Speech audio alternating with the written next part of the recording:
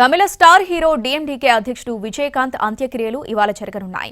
తమిళనాడు ప్రభుత్వ లాంఛనాలతో విజయకాంత్ అంత్యక్రియలు జరగనున్నాయి. విజయకాంత్ పార్థివ దేహానికి పలువురు నేతలు, సినీ ప్రముఖులు నివాళులర్పించారు.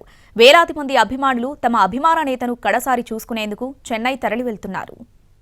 ఆరోగ్యం నుంచి పూర్తిగా కోలుకోకుండానే కరోనా సోకడంతో తుదిశ్వాస విడిచారు తమిళ స్టార్ హీరో డీఎండీకే అధినేత విజయకాంత్. దీంతో కోలీవుడ్లో విషాదం అలముకుంది. లక్షలాది మంది అభిమానులు కన్నీటి పర్యంతమయ్యారు.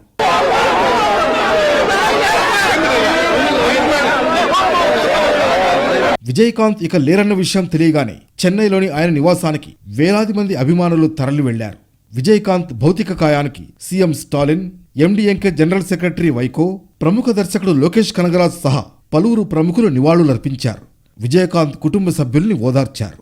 విజయకాంత్ లెజెండ్ అని ఎక్స్ ఖాతాలో సంతాపం ప్రకటించారు ప్రధాని మోడీ.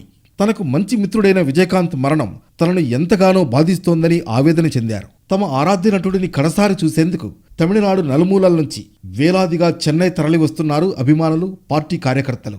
కోయంబేడులోని డీఎండీకే కార్యాలయంలో ఉంచిన విజయకాంత్ పార్థివ దేహానికి నివాళులర్పిస్తున్నారు. డీఎండీకే కార్యాలయం వైపు వెళ్లే రహదారులు, ఫ్లైఓవర్లు విజయకాంత్ అభిమానులతో నిండిపోయాయి. 2021-22 మధ్యకాలంలో కరోనా ఉధృతంగా ఉన్న సమయంలో విజయకాంత్ ఎంతో మందిని ఆదుకున్నారు.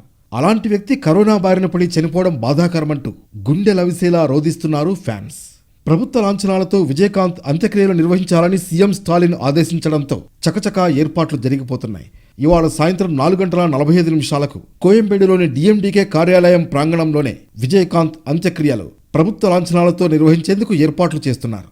పార్టీ అధినేత, ఆరాధ్య నటుడికి అంతిమ వీడ్కోలు పలికేందుకు దూర ప్రాంతాల నుంచి చెన్నై చేరుకుంటున్నారు డీఎండీకే నేతలు, కార్యకర్తలు.